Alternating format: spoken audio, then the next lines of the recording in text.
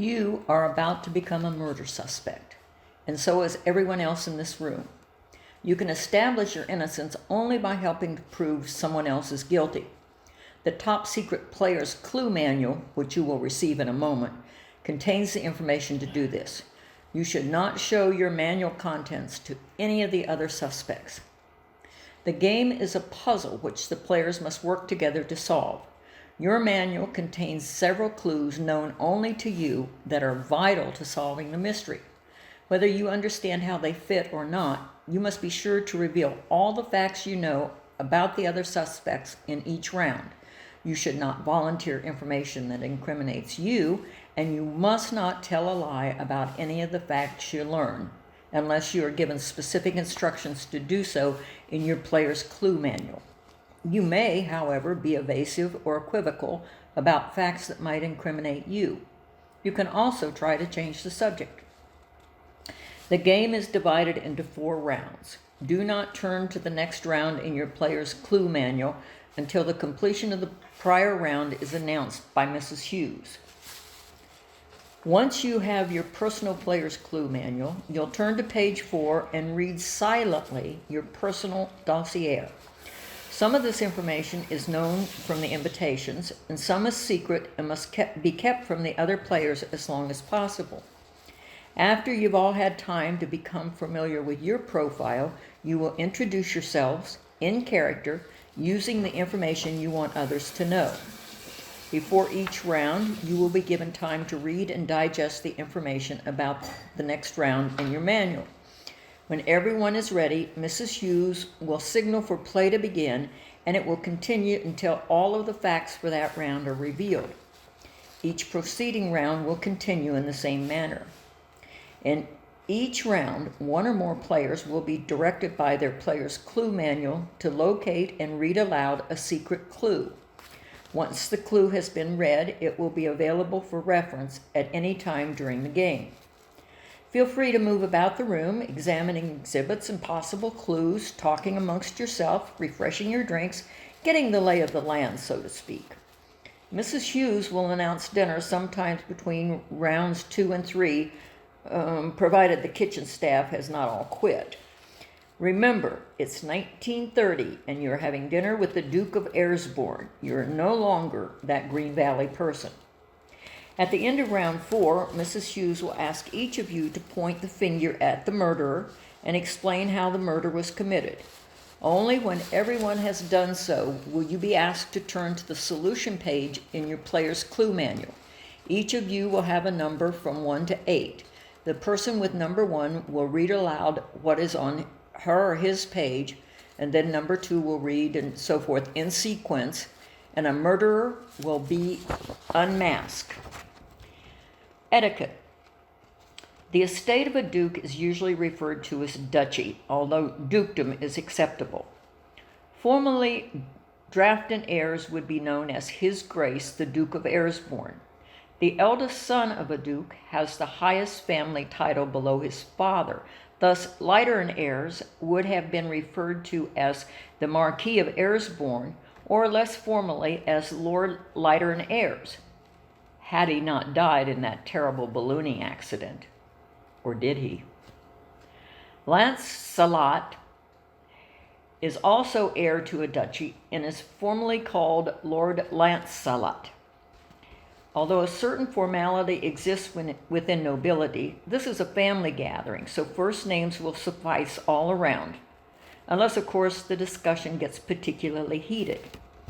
To help with identification, a family tree has been provided, which you might want to check out to avoid any embarrassing slip-ups. The important thing is that for this evening, you are a member of this titled family in the 1930s in England. Forget about that person you were in Arizona in 2020. The scene. Welcome to Eresbourne Castle, family seat of the Duke of Eresbourne. Built in 1780 on the site of a medieval castle, the magnificent building commands a view of the surrounding lands from atop Ayers Mound and can be seen from the nearby villages of Ayers Head and Sallet Bar. It is said the ghost of the 7th Duke, cruelly murdered by Oliver Cromwell haunts the corridors of this historic building. You may want to check out the map of the estate in the surrounding area. Now, 5 days ago, the 12th Duke of Eresbourne, Lofton Ayres, and his only son and heir, Lord Lytern Ayres, died tragically in a ballooning accident. Duke Lofton's twin brother, Drafton, immediately became the 13th Duke of Eresbourne.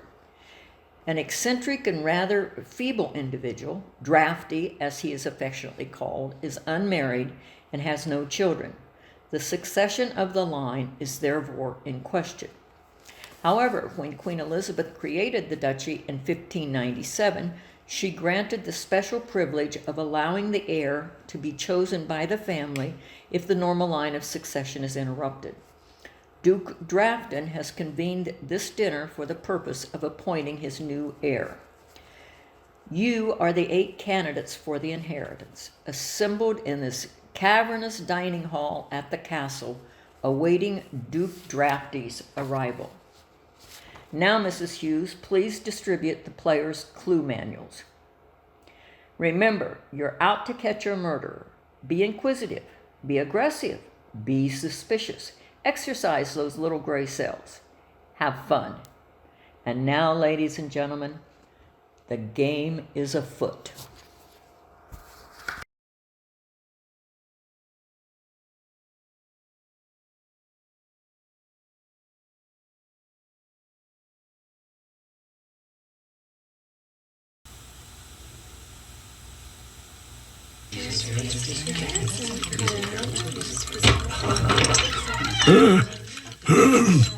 Good evening, ladies and gentlemen. So sorry to disturb you. I'd like to introduce... Good evening. Please do not get up. I'm sorry to interrupt your gathering. I was informed by Farncroft here. Excuse me, sir. It's Farnsworth. Yes, well, as I was saying, Farnsworth has informed me that you were all gathered here tonight at Duke Drafty's request. Apparently, he was to disclose the name of the new heir to the Eresbourne title. Do forgive me, you don't know who I am. Allow me to introduce myself. I am Dr. Stephen Scope. I have a small medical practice in the village of Sallott's Bar. I was called to the castle by Farnsworth, the Duke's loyal servant. Oh, thank you, sir. Farnsworth here rang me up a short while ago to attend to the Duke's sudden illness. I thought it was just gas. Yes, well, only minutes ago I arrived to find the Duke on the floor of his sleeping chamber, quite dead. Poor Drafty.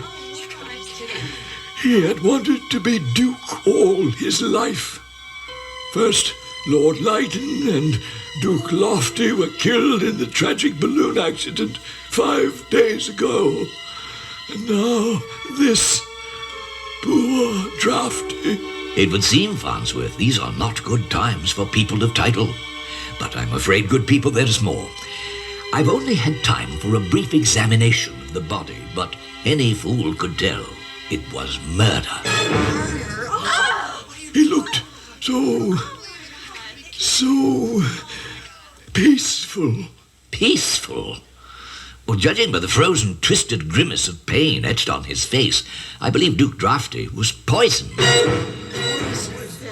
His hand stretched outward as if to wave goodbye. Get a hold of yourself, man. Premature rigor mortis had set in, causing a sudden muscular contraction of the upper lateral extremity, particularly his hand. Oh, my Drafty. My poor Duke Drafty. Quiet, please, Farnsworth. I do not think the crime occurred in the Duke's sleeping chamber. The poison was most likely slow-acting and was probably administered in the late afternoon around tea time. Farnsworth says all of you had arrived by then. That fact, and judging from the event that was to transpire here tonight, it is easy to assume that each of you had a motive for murder. Yes, murder. I must now contact the detective inspector at Scotland Yard. Seeing that London is some distance away, I'm sure he will request that each one of you remain in this room until he arrives. In that time, the innocent among you may try to draw out the culprit to avoid the potentially embarrassing interrogations of Scotland Yard. Not that all of you have something to hide. I'll continue my examination of the Duke's body and finish my medical report. I will be back shortly. Come along, Farnsworth. I'll need your assistance in moving the Duke's body. Oh, dear.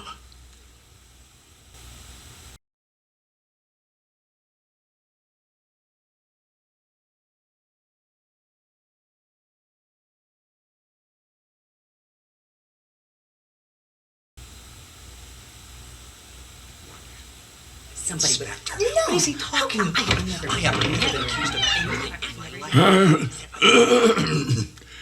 The Honourable Dr. Stephen Scope. Thank you, Farnsworth. I see your discussions have been coming along. I thought that you might wish to hear the results of my findings. Some new information which might be useful. Unless you are the culprit, of course. On closer examination of the Duke's body, I noticed a curious bluish-white pattern appearing around his neck. It reminded me of the pattern on his Dukeship's fine tea service. Quite right, Farnsworth. That, my friends, was the telltale clue. After some research in the exquisite Esmond's library, I came to a theory of what killed Duke Drafty. Farnsworth, read the entry I marked in the toxicology reference book. Yes, Doctor. Layamount, a highly poisonous substance known to induce chest pains, nausea, and a coma-like trance within an hour or two following ingestion, and causing death within a few hours. Without taste or colour, its only distinguishing feature is the slight aroma of bitter hazelnuts. Victims frequently exhibit a blue complexion with circular white blemishes in the fleshy area around the face and neck, an effect described as the Wedgwood pattern. Thank you, Farnsworth. After I examined the Duke, I went to the kitchen for a spot of refreshment. By chance, I found that the cups from this afternoon's tea had not yet been washed. The kitchen staff has been lax these days. Normally... Yes, Farnsworth. As I was saying, the dirty tea service was rather fortunate for my inquiry. Upon inspection, I found faint traces of the aroma of bitter hazelnuts in the teapot and in the dirty cups. There were 3 cups, so 2 guests must have joined Drafty at tea time. All 3 cups contained traces of the poison. Poison? Although this is not my area of expertise, I think Duke Drafty died from consuming Layamount. His flesh is a textbook example of the Wedgwood pattern. But of course, if Drafty died, then why didn't the others who took tea with him? Why, indeed. Because there happens to be an antidote. An antidote? Farnsworth, read on. Yes, Doctor. The antidote to Layamount is called Fix-em-up. Without significant taste or aroma, it generally appears in a white, granular form similar to table salt. To be effective, the antidote must be taken before the poison reaches the vital organs of the body, generally within minutes. It is particularly effective if taken in advance of the poison. Do keep in mind that a silver sugar container was on the tray with the tea service. But I have no way of proving if Fix-em-up was mixed in with the sugar. Yes, one other thing. I forgot to mention there is another possibility. There's a big bowl of strawberries in Drafty's room. Quite curious, really. My rather acute sense of smell detected something funny about them. The smell was eucalyptus oil, if I'm not mistaken. Hopefully not a new culinary trend, for eucalyptus oil is extremely poisonous. To think, I almost ate a few while his draftiness wasn't looking. I do not feel well. Now, I am sure that your discussions will proceed very well. Alas, I'm afraid I must be going immediately.